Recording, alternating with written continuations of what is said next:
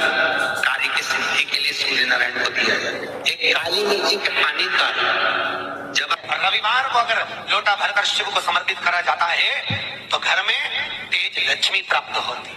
रविवार का दिन दे देता है। शिव पंचायत में गुड़, चावल, लाल फूल और लाल मिर्ची के 11 दाने पानी के कलश में तांबे के लोटे में लेकर हाथ को ऊंचा कर नेत्र नासिका वक्षस्थल के सम्मुख में जो सूर्य नारायण को अर्घ देता है, जल चढ़ाता है, जो सूर्य को अर्घ रविवार के दिन दे देता है, अगले रविवार तक ऐसे की आवक आना प्रारंभ हो जाता है। जो आज तक फोन नहीं उठाता वो फोन उठाना चालू कर देता है। अगर कोई बड़ी बीमारी है, कोई बात आपको शंकर भगवान से कहना है तो रविवार के दिन जब सूर्य को अर्घ देंगे तो वही कलश रख देंगे, अर्घ दिया हुआ। फिर उसको आपको धोना नहीं है।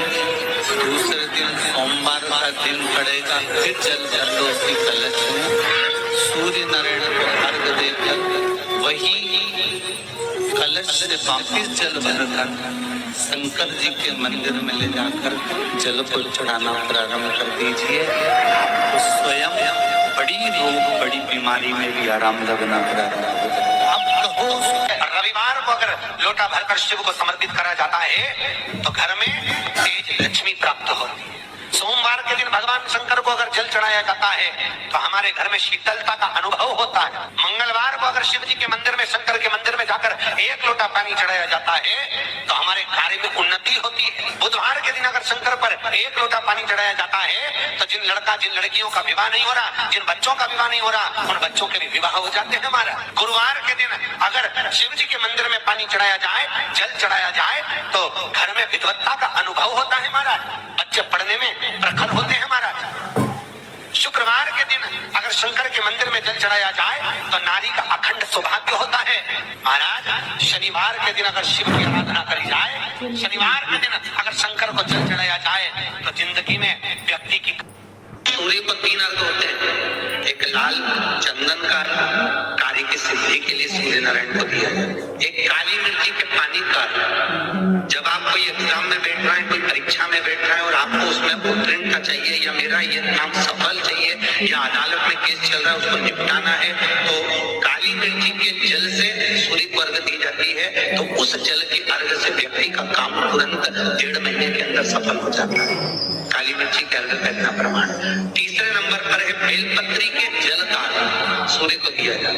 बेलपत्री के जल का कौन देता है? जो बहुत बीमार पड़ा रहता है, जिसको कुछ ना कुछ शारीरिक कष्ट चलता रहे, कभी घुटना, कभी कमर, कभी पेट, कभी ब्लड प्रेशर, कभी शुगर, कुछ ना कुछ चलती रहे, तो वो लगातार 1 महीना बेलपत्री के पानी का अर्घ सूर्य को देता रहे, उसको रोग से निवारण हो जाता है। रोग से समस्या खड़ी हो जाए, बहुत विकट समस्या है और कोई हल ना मिल रहा हो जाता है। जीवन में कोई घड़ी ऐसी आके खड़ी हो जाती है जहाँ पर हमको सोचने के लिए भी समय नहीं। तब शिव महापुराण की कथा वर्णन करती है, रविवार को अगर लोटा भरकर शिव को समर्पित करा जाता है तो घर में तेज लक्ष्मी प्राप्त होती है। शिव कथा कर शिव जी का है कुमारी कन्या तीज का व्रत करती है, हरिताली का तीज करती है, छोटी तीज, बड़ी तीज, हरियाली तीज करती है, छठ व्रत करती है। कुमारी कन्या नवरात्रि व्रत करती है। कुमारी कन्या जितने भी व्रत धारण करती है, सोमवार, मंगल, बुध, गुरु, शुक्र, शनि, जो भी व्रत उसने करा है, कुमारी कन्या भूल से 1 लोटा जल मुझे समर्पित करती है। शिव कहते हैं वो मेरी पुत्री के समान हो जाती है, सुख सुंदरी के समान, उसके ऊपर देखना मेरा काम। मौका मिले तो गीता प्रेस गोरखपुर की मार्कंडे पुराण निकाल कर उसमें पढ़ना मिल जाएगा। शंकर भगवान को रिझाना, बेलपत्र का प्रयोग भगवान शिव को रिझाने का जो आनंद है, शिव को जो मनाने का आनंद है, वो एक स्वरूप ही है उसका।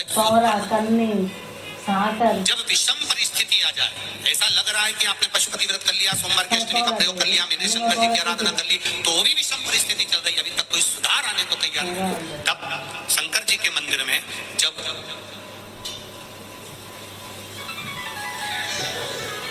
बेलपत्र चढ़ाने के लिए आप जाएं, तब प्रयास करिएगा कि बेलपत्र को, अशोक सुंदरी का स्थान सबको मालूम है ना?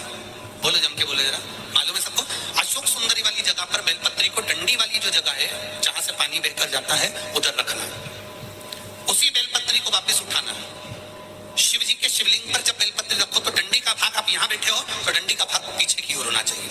शिवलिंग जैसे ये है तो डंडी का भाग पीछे की ओर, उसको रखकर 7 लोटा जल भगवान शंकर पर समर्पित कर दीजिए। अपने भाव को रखते हो। अगर विषम परिस्थिति चल रही है, आपने पशुपति व्रत कर लिया, सोमवार की अष्टमी का कर लिया, उसके बाद भी कार्य नहीं हो रहा, अटक रहा है, किसी कारणवश कोई फाइल मोटी है, थोड़ा समय लग रहा है, तो 7 लोटा जल का प्रयोग करें। धीरे धीरे 7 लोटा जल शिव जी को बाल्टी में भरकर ले जाएं।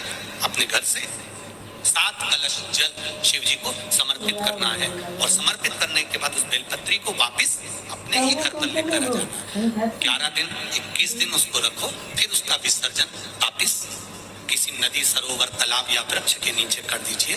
बाबा हाथ पकड़कर बाहर निकाली देगा। परिस्थिति विषमता, बहुत विषम परिस्थिति में उस जगह पर इसका प्रयोग कर सकते। सूर्य नारायण भगवान को बिना रुके चलने की आज्ञा है, बस चलते रहना है। उनके अश्वों के साथ में सूर्य नारायण भगवान को अपनी यात्रा पूर्ण करना, चलते रहो, रुकना नहीं है। और सूर्य नारायण भगवान चलते रहते हैं, चलते रहते चलते रहते में लगे रहे। जिस समय तक चलता रहा वो खरमास कहलाता। फिर वापस घोड़े आ गए, गधों को निकाल दिया गया और रथ फिर आगे बढ़ गया। क्यों कहलाता है? सूर्य नारायण भगवान को याद आया कि मेरे घोड़े चलते चलते थक गए होंगे, पानी कहाँ पिए।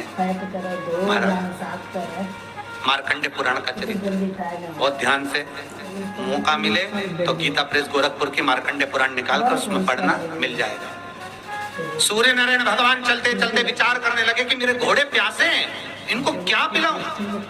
तब एक क्षण के लिए सूर्य नारायण भगवान ने अपने घोड़ों को रोक दिया और जल का एक कुंड देखकर वहां घोड़ों को पानी पिलाया। जैसे ही पानी पिलाया तो सूर्य नारायण भगवान को फिर ज्ञात हुआ कि रुकना तो है ही नहीं, करें क्या। घोड़े तो पानी पीने में लग गए। सूर्य नारायण भगवान ने देखा वहां पर गधे खड़े हुए थे। नारायण ने तुरंत उसी समय सूर्य देव ने उन गधों को रथ में लगा लिया और उनको लेकर चल दिए। गधों को कहते हैं खर, इसलिए जब तक गधे उस रथ में लगे रहे, जिस समय तक चलता रहा वो खरमास कहलाता। फिर वापस घोड़े आ गए, गधों को निकाल दिया गया और रथ फिर आगे बढ़ गया। क्यों कहलाता है? इसलिए इसमें शुभ कार्य नहीं होते, विवाह, शादी आदि आदि फंक्शन कुछ नहीं होता। पर आज के जमाने में लोग सोचते हैं कि थोड़े गार्डन वार्डन थोड़े फ्री मिल जाएंगे तो लोग, दुनिया के लोग इसी समय पे शादी करते हैं और बाद में फिर आंख में से आंसू बहाते, हमारी बहू ऐसी मिली महाराज, ऐसा हो गया महाराज। अब महाराज क्या करे बेचारा, ये बताओ महाराज क्या करेगा? बंद कर दे गली। थोड़ा सोच समझ कर कार्य करिए कि हम जो शुभ कार्य कर रहे हैं, अच्छा काम कर रहे हैं, वो किस समय पर करना चाहिए। हाँ, भजन करो, कीर्तन करो, संकीर्तन करो, कथा करवाओ, नाम जाप करो, स्मरण करो, खूब अनुष्ठान करो, तुम भगवत नाम का जाप करो। ये तो तुम कभी भी कर सकते हो, जीवन पर्यंत में कभी भी, क्योंकि मृत्यु का कोई भरोसा नहीं है, इसलिए भजन का भी भरोसा नहीं। करते रहो, कभी भी आ जाए तो ठिकाना किसका, ना जाने कब फोटो टंग जाए, इसलिए भजन में पीछे मत। पार्वती जी ने कर जोड़कर, हाथ जोड़कर भगवान शिव से अपने पुत्रों के सामने, अपने बच्चों के सामने स्तुति करके शंकर भगवान से कहा, आपने मेरा नाम ब्रह्मावती रख दिया, आप ब्रह्मन बन गए, मैं कुछ देर के लिए वेदव्यास के रूप में आ गई। पर शिव जी से पूछा कि फिर आप मुझे वापस कैसे प्राप्त हो गए, मुझे कैसे?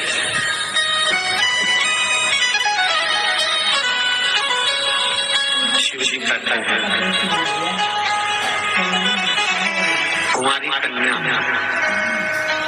तीज का व्रत करती है, हरताली का तीज करती है, छोटी तीज, बड़ी बड़ी हरियाली तीज करती है, छठ व्रत करती है। कुमारी कन्या नवरात्रि व्रत करती है। कुमारी कन्या जितने भी व्रत धारण करती है, सोमवार, मंगल, बुध, गुरु, शुक्र, शनि, जो भी व्रत करता है, कुमारी कन्या भूल से एक लोटा जल मुझे समर्पित करती है। शिव कहते हैं वो मेरी पुत्री के समान हो जाती है, सुख सुंदरी के समान, उसके लिए वर देखना मेरा काम होगा। कन्या के लिए श्रेष्ठ वर देखना। मैं बेटियों से एक बात जरूर कहूंगा, शादी होने के बाद अब शंकर जी को जल चढ़ाओगी वो अलग बात है, पर कुंवारी रहते हुए अगर आपने शिव जी पर जल चढ़ाना प्रारंभ कर दिया तो ये निश्चित है, ये निश्चित है कि आपके लिए वर आपके माता पिता जरूर देखेंगे, पर पक्का शंकर भगवान ही करेंगे कि कहाँ। श्री शिवाय नमस्तुभ्यम, सब बोलिए एक बार जमकर, श्री शिवाय नमस्तुभ्यम। प्रैक्टिकल जरूर करना, कहीं सीवर वाला महाराज झूठ तो नहीं बोल रहा। शास्त्रों की बातें हमारे जीवन में हमें सुख प्रदान करें, इसलिए इस भाव का आनंद करते हुए